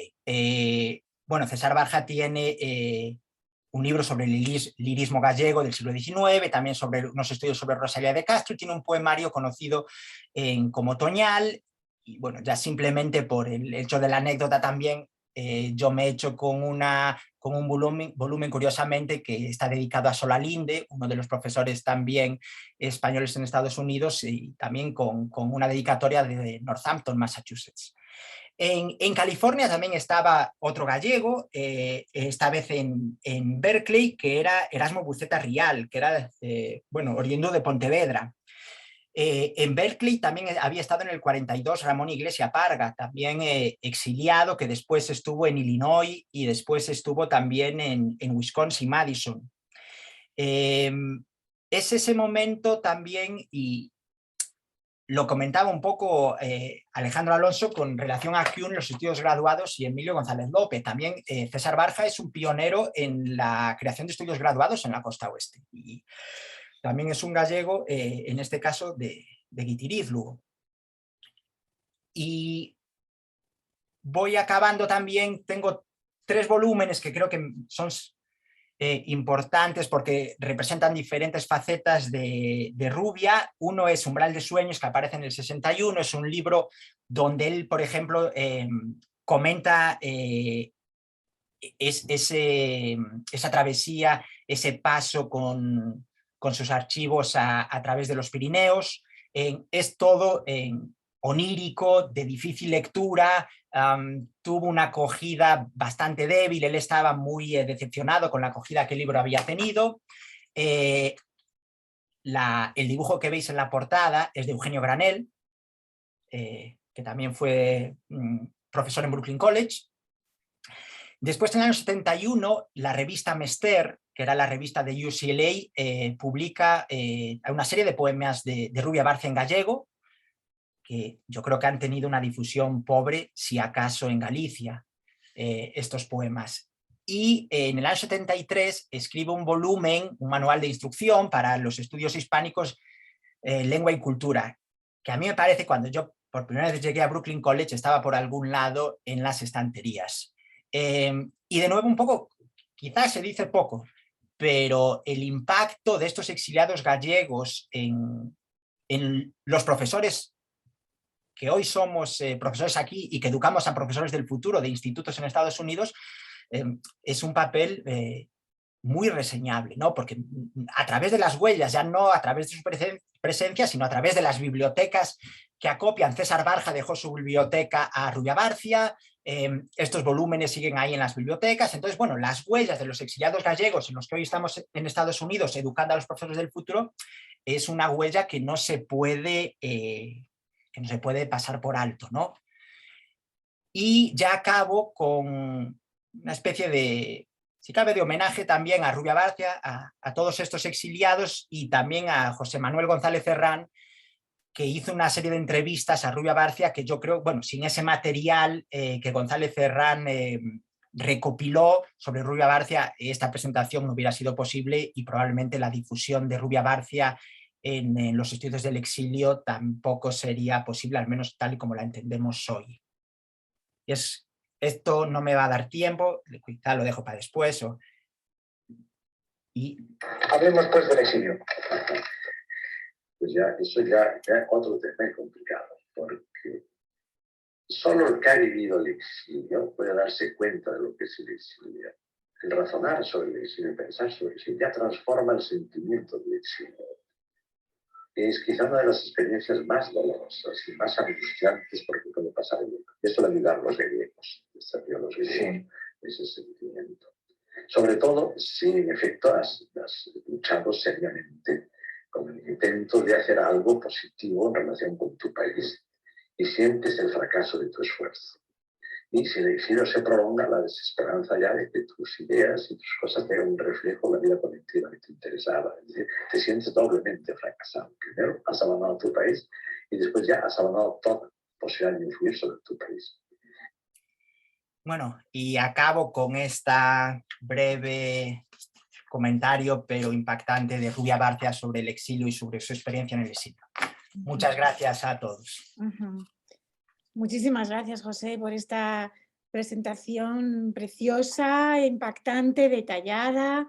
Y además yo he visto que, en mi opinión, la figura de Rubia Bárcea complementa muy bien, por la diferente trayectoria, los exiliados que analizó Alejandro, ¿verdad? Parece que lleva una trayectoria bastante diferente, que representa quizá no dos tipos de exilio, pero da una idea de la complejidad y de las muchas facetas que podrían tener las trayectorias de los exiliados, ¿verdad?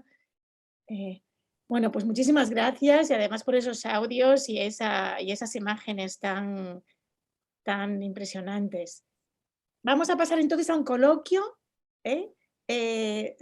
Invitamos a todos ustedes a que formulen sus preguntas. No sé si quieres tú empezar, Emilia, con alguna pregunta. Y pueden ustedes formular sus preguntas bien por el chat o levantan la mano y les cedemos la palabra.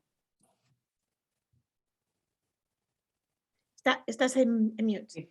Me gustaría, bueno, primero que nada, darles las gracias y felicitarlos tanto a Alex como a José, porque me ha gustado mucho la relación que ha hecho Alex de esas tres figuras, que ha ido encadenando sus historias y que ha sido muy interesante y además muy atractiva.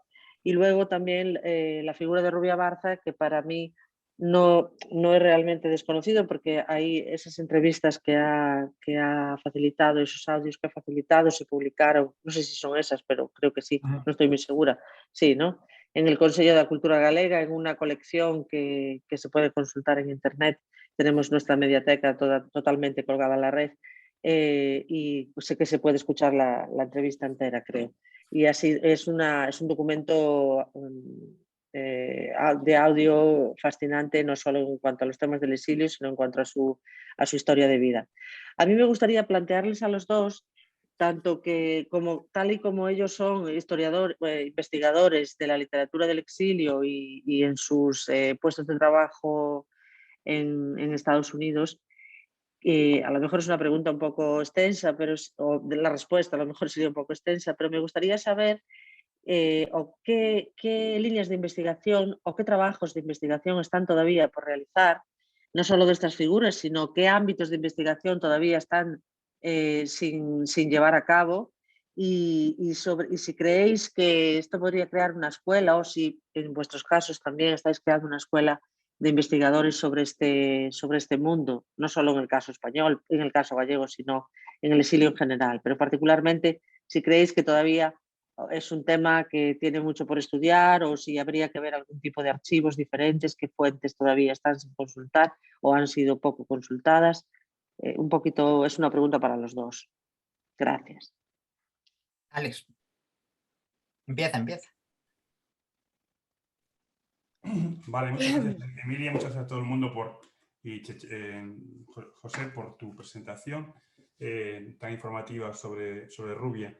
Bueno, yo creo que los estudios de exilio obviamente han tenido un gran momento en España, sobre todo a partir del trabajo de Manuel Aznar Soler y del grupo de la Universidad de Barcelona, de la Autónoma de Barcelona, perdón, donde José Ramón López García y Manuel Aznar han hecho un gran trabajo de edición, de circulación de materiales, complementados con la editorial Renacimiento de Sevilla, donde tal vez falten, por ejemplo, estaría muy bien uno de los libros de Rubia que no se ha comentado, pero que Cheche Losada conoce muy bien, que son las prosas de Eyel, que se publicaron, pues recuperarlas, porque Rubia sí que no está totalmente, yo creo que reconocido con todo el trabajo que hizo, ¿no? Pero yo creo que el problema de fondo, más allá de la recuperación de textos arqueológica, es un poco interpretar el exilio en la construcción de la cultura democrática en España, ¿no? Un poco el esfuerzo que ha hecho Ramón Villares en su último libro, ¿no? No se trata de considerar el exilio como un capítulo desconectado de la historia de España, una especie de volumen extra de la historia de la literatura española o de la historia de la cultura, ahora y exilio, ¿no? Que parece como un volumen casi fuera de la historia de la literatura española, ¿no? Porque, como yo he intentado subrayar, el exilio no es externo, sino que el exilio es constitutivo de la cultura española, como es constitutivo de la cultura gallega. O sea, que Seoane o que Castelao o que González López escriban la historia de Galicia o las investigaciones sobre la política gallega o los trabajos de creación o de teatro en América, no es solamente un pie de foto, sino que quiere decir que estamos hablando de una cultura, la española, la gallega en particular, atravesada por la experiencia americana y atravesada por la experiencia atlántica, que no debe ser tratada en volúmenes extra, ¿no? Ahí hay varias líneas de trabajo, ¿no? La línea de trabajo que a mí me parece lamentablemente más exitosa en parte, y es un gran investigador, creo que es la de Jordi Gracia, ¿no? Jordi creo que es uno de los grandes investigadores que hay en España, ahora mismo adjunto a la dirección del País, como todo el mundo sabe, intelectual de referencia en la historia, pero su lectura del exilio, que en parte es prevalente en ese libro A la intemperie, ve el exilio como una especie de lectura desconectada de España, como la idea de capítulo extra. Y yo creo que eso es un gran error, ¿no? Después hay otra línea de trabajo que ve el exilio como una especie de suma de frustraciones, ¿no? Como la idea de Aub de Sebastián o Maripaz Valibrea, Tiempo de exilio, ¿no? El exilio es una especie de gesto nostálgico, una suma de derrotas y de lamentos. Y yo intenté subrayar que el exilio no es una suma de derrotas y de lamentos, ¿no? Que la dignidad de González López en el 46, diciendo lo que hace falta es una cultura democrática en España.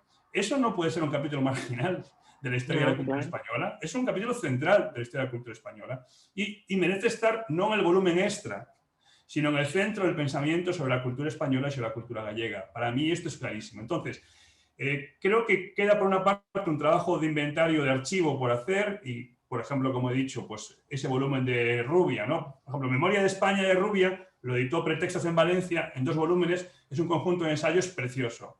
Mascarón de Proa de Rubia, editado por Ediciones do Castro en Sada, con los ensayos de literatura española, es un volumen precioso. Falta Prosas de Eyel de Rubia, que es un volumen. Entonces, hay que hacer un trabajo arqueológico de recuperación de textos, pero también hay que darle importancia en el cuerpo de la interpretación de la cultura española al exilio, no considerarlo un capítulo externo. O sea, por ejemplo, ahí el libro de Villares tiene esa gran virtud, que es que explica cómo esa cuestión de la pluralidad de los exilios está presente en los debates en la transición. Y eso ayuda a romper un poco y a abrir cierto pensamiento plural de España, ¿no? Por eso yo creo que esa es la centralidad que hay que recuperar, el papel central en la construcción de la pluralidad que tiene la experiencia del exilio, que no es una vida, como dice Gracia en un título desafortunado, a la intemperie. No, es lo que dice Castelao. Estoy sin rumbo, pero tengo que imaginar un futuro para este país. No podemos permitirnos el lujo de ser pesimistas, dicen siempre en Galicia. Entonces yo creo que es un trabajo doble, un trabajo de recuperación de archivo que en gran parte se ha avanzado mucho. Ahí tenemos el trabajo de Renacimiento, el trabajo de la Universidad de Barcelona, extraordinario, el grupo de Manuel Aznar y de tal, pero también un trabajo de centralidad, de darle la importancia que tiene y no considerarlos un volumen suplementario en la historia de la cultura o en la historia de la literatura gallega o española. Eso es lo que yo pienso que es muy radical, como ves. Pero bueno, es lo que creo. Bueno, no sé si tú quieres decir algo, José, o alguna pregunta. O ya. ¿Quieres completar? Sí, pero está sin audio, creo. Non te escoitamos. En la línea de Alejandro Alonso, yo también... Cuando muchos de estos exiliados llegan al universo académico estadounidense, es un universo académico que que en efectos curriculares tiende mucho también a los estudios latinoamericanos, quizá también por los intereses que tenía en ese momento Estados Unidos en el espacio latinoamericano, geopolíticos.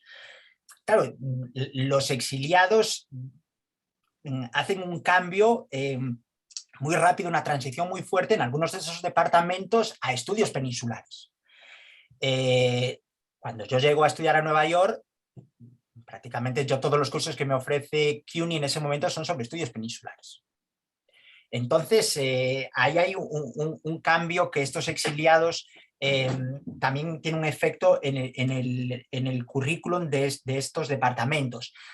Ahora, en el año 60, en Estados Unidos, llega también ese cambio brutal que, con los estudios de género, lo que son hoy identity politics, etcétera, y esos son pautas que influyen dentro de los departamentos de español en Estados Unidos. Los que estamos educando, los que estamos trabajando en Estados Unidos, estamos sujetos también a los intereses de la academia estadounidense, que muchas veces no concuerdan con los intereses de la academia gallega o de los estudios gallegos. Y mi posición laboral o mi aceptación en ciertas conferencias o en ciertas publicaciones depende también de los temas que tienen más valor o que tienen más vigor dentro del campo estadounidense.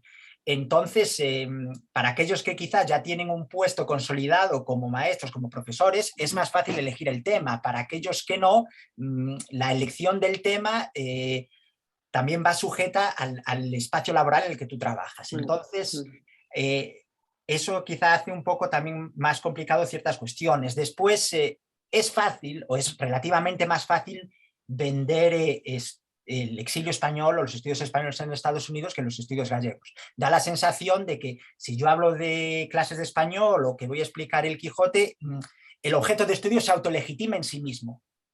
Si yo voy a explicar, si yo presento un curso al departamento sobre José Rubia Barcia, yo tengo que legitimar en ese proceso por qué explicar el exilio gallego es relevante dentro de mi departamento.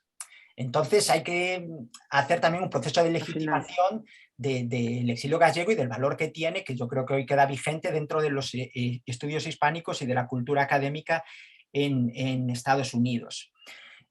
Y simplemente para acabar, sí, yo concuerdo con Alejandro. Yo creo que hay el criterio dominante o el discurso dominante sobre el exilio es siempre a través de la experiencia. Siempre es la experiencia del exilio. Yo creo que experiencia y exilio van siempre de acuerdo. El campo de estudios estadounidense es eminentemente subjetivista, tiende a los traumas del individuo, los deseos del individuo, las intenciones del individuo, y desde ahí se estudia un poco el exilio, siempre a través de esos traumas, de esas nostalgias, etc. El libro de Ramón Villares, el último libro, sí rompe un poco con eso, ¿no? Y abre una vía nueva de entender también la política en el Estado español a través de estas figuras del exilio y el impacto que tienen en ella. Entonces, no se puede estudiar una cosa sin la otra, y eso es un poco lo que, por citar a Arturo Casas Vales, que acaba de sacar también un libro recientemente sobre procesos de historiografía galega, él comenta un poco lo mismo. Da la sensación que a veces se puede estudiar el galleguismo del interior, se puede estudiar a Ramón Piñeiro en Galaxia por sí mismo, sin necesidad de mencionar el exilio y su correspondencia con el exilio, mientras que para hablar de Luis Seoane no hay ningún trabajo casi que hable de Luis Seoane sin hablar de sus tensiones con la Galicia del interior. Entonces, bueno, da la sensación de que si no se puede hablar del exilio sin su conexión con la Galicia del interior, tampoco parece muy lógico que se pueda hablar de Galicia sin sus conexiones con el exilio. Y yo creo que en esas tensiones también nos movemos dentro de Galicia, ¿no? El criterio dominante al final para entender Galicia o para discutir sobre Galicia siempre tiene una concepción muy fuerte del concepto de tierra, ¿no? Y el concepto de tierra, y ahí yo no me voy a liar mucho más, ¿no? Sí es verdad que a veces es un criterio de valor de las obras literarias también, cómo hablan de la tierra, qué hablan de la tierra y cuáles son las descripciones de la tierra, y desde ese criterio se evalúa a veces la calidad literaria y el valor literario de los textos, desde la tierra. De hecho, bueno, yo me he encontrado muchas veces que desde Galicia se habla del exilio de los emigrantes como agentes desgalleguizadores. quizá por esa falta de conexión con la tierra, con esa energía telúrica, quizá por esa falta de uso del idioma. Entonces también ahí hay algo que es, en unos estudios gallegos, quizá menos, pero cada vez menos, pero que tienen un criterio dominante donde hay una identidad muy fuerte, un vínculo muy fuerte entre tierra y identidad, el encaje del exiliado es un poco complicado, porque el exiliado Claro. va transterrado, no participa de esa energía telúrica, y entonces, bueno, como decía Alex, al final se estudia, sí, pero como un apéndice, ¿no? Porque al final no cuadra muy bien con el criterio dominante de mantener ese vínculo entre tierra e identidad, que, bueno, más o menos, pero yo creo que sigue siendo dominante en los estudios gallegos. Muchas gracias. Muchas gracias. Tenía un par de preguntas que podéis repartiroslas. Alguna ya habéis mencionado, evidentemente. Quería preguntar cómo fue la integración de estos exiliados en las universidades a las que se incorporaron. ¿Se asimilaron? ¿Ellos aportaron su experiencia o se dejaron asimilar a un sistema tan diferente, como, sobre todo más aún en aquella época, un sistema universitario tan diferente? Esa sería una, su relación con otros académicos, porque creo que no fue sencilla, ¿no? Su relación con las universidades, con el mundo académico norteamericano. Y en relación con esto y con cosas que acabáis de mencionar los dos, ¿cuál fue su relación con sus lenguas? Es decir, vienen de Galicia, de hablar y de escribir en gallego y en castellano, llegan aquí, incorporan el inglés, hasta qué grado incorporan el inglés y cómo se ve afectado su uso, su dominio del gallego o del castellano en su nuevo contexto norteamericano. No sé si queréis cada uno responder a una o los dos a las dos. Yo voy a contestar una cosa de Rubia Barcia y después dejo a Alejandro Alonso sobre cómo él se adapta a las diferentes universidades. Él es mucho más dinámico, receptivo y tiene mejor acogida en La Habana, Cuba, que la que tiene después en Estados Unidos, en UCLA. Estaba buscando las citas para darlas literalmente, pero bueno, lo explico. El caso, él tiene la emoción, la intención y la energía de empezar una escuela en Cuba, ¿no? Y la hace con otros exiliados, con otros muchos gallegos. Yo hablé de Lois Tobío, hablé de Vázquez Galloso, etc. Cuando él viaja a Estados Unidos, él, no sé si es solo la universidad, pero evidentemente él tiene un difícil encaje con los servicios secretos, el archivo del FBI constantemente y todo influye, ¿no? Pero él sí menciona los problemas de hablar español en el universo académico estadounidense. Las confusiones constantes, que si es un bracero le preguntan, que tiene que buscar trabajo en otro sitio, que tiene problema para buscar un piso, un apartamento, porque a donde a él lo envían es un centro son vecindarios latinos, vecindarios mexicanos. A él le cuesta explicar también la idea de español de España, y después él tenía una relación complicada con los comunistas y él se ve que para los Estados Unidos en ese momento de macartismo, comunista y socialista es un poco lo mismo. Entonces él también se ve un poco perseguido por eso.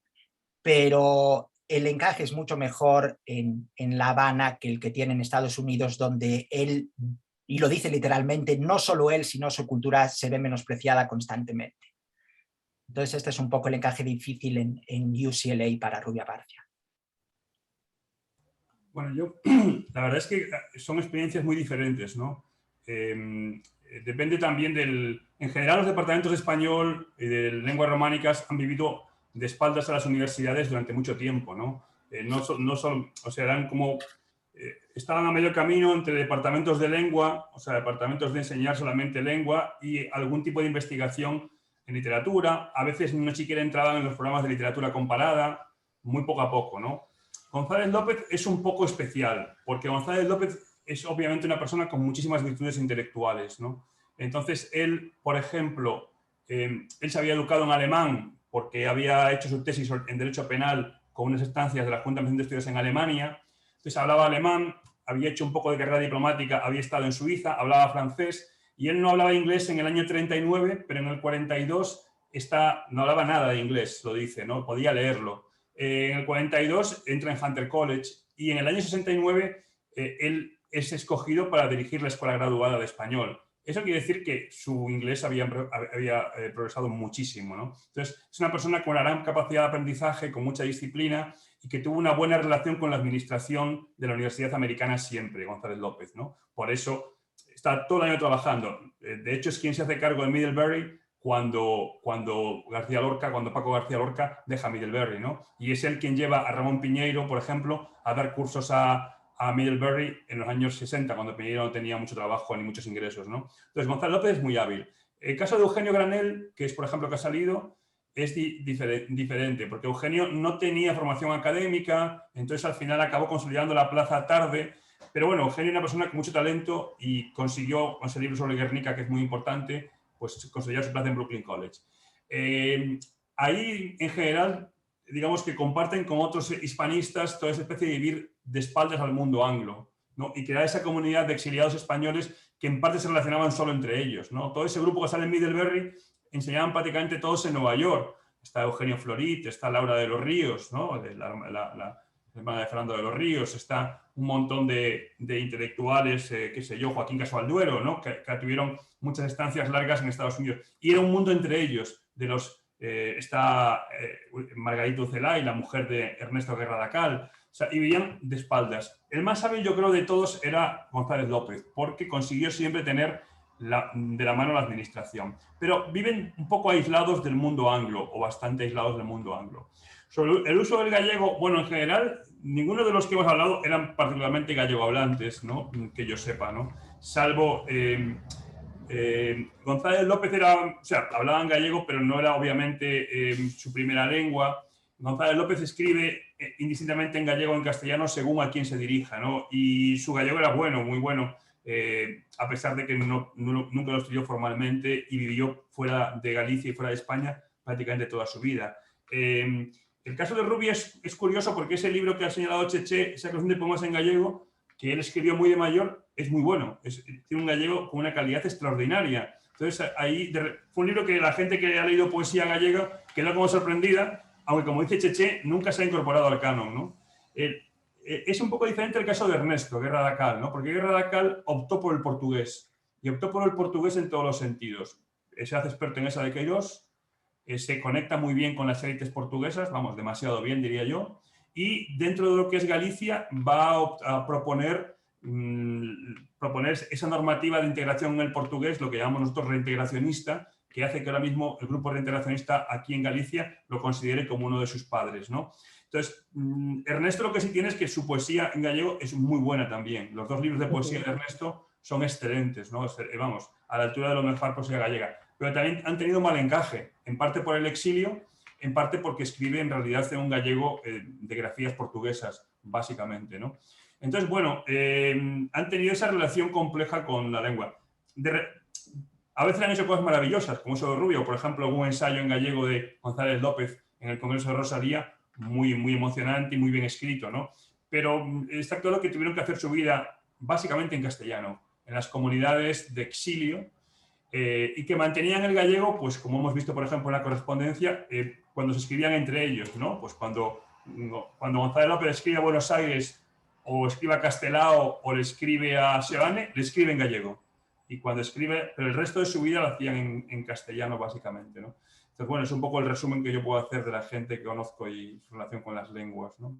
Dame, Marta, un segundo y te cito esto es lo que Rubia García, cuando llega a Estados Unidos, comenta, que no aparece en su experiencia sobre La Habana. Él dice, y cito, si le dices al tendero soy español, el tendero te asocia inmediatamente con un bracero mexicano, con un campesino peruano, con un analfabeto que llegó de Haití. Es decir, que lo español está tan rebajado, tan empobrecido, que pasas a ser una casta inferior. Donde yo me he exiliado, se refiere a Estados Unidos, a donde yo me marché, lo más doloroso para mí fue encontrarme con algo que yo no esperaba. La falta de aprecio, de interés por una España que era mi patria y que era mi país. que esa hispanidad no era apreciada, y no solo no era apreciada, sino que era menospreciada, ¿no? Y esta es un poco la reflexión que él hace de su estadía en Estados Unidos, que probablemente vaya de la mano de todos los problemas más allá de encaje académico que pudo tener. Bueno, yo creo que los demás no tenían una relación tan negativa como Rubia, ¿eh? O sea, que creo que tanto González López como Granell, como Guerra de Cal tuvieron una relación mejor que con Estados Unidos o otros. En fin, siempre ha habido un trauma, ¿eh? Y has citado, por ejemplo, Iglesia Parga, que acabó suicidándose en Wisconsin en el 48 y que era probablemente un historiador el más brillante de su generación, ¿no? Sus trabajos en el Centro de Estudios Históricos primero en Madrid y en el Colegio de México después lo atestiguan. Sus 3 o 4 libros son brillantísimos, pero pues ahí lo cuenta su hija en un artículo que, bueno, indirectamente lo cuenta. Su encaje en el exilio fue el caso de José Gaos también, por ejemplo, ¿no? Por citar un discípulo de Ortega que tuvo también una trayectoria en el exilio súper depresiva, ¿no? Y súper... No es el caso de Castelao o de Seoane, ¿eh? En parte porque ya de niños habían estado en Buenos Aires. O sea, Castelao había estado en Argentina, no en Buenos Aires, sino en la provincia, cuando tenía 7 o 8 años, porque su padre había ido de Rianzo a Argentina y cuando tiene que estudiar a la universidad, el padre lo manda de vuelta a Santiago y después en el exilio va por Nueva York y vuelve a Buenos Aires. Por eso digo que son todos estos exilios gallegos hay que inscribirlos en la serie de tradiciones de migratorias. Entonces, los que ya habían estado en Argentina, como Suárez Picayo, como Blanco Amor, como Castelao o como Seoane, veían el exilio de otra manera, porque los que de repente se ven arrojados al exilio, ¿no?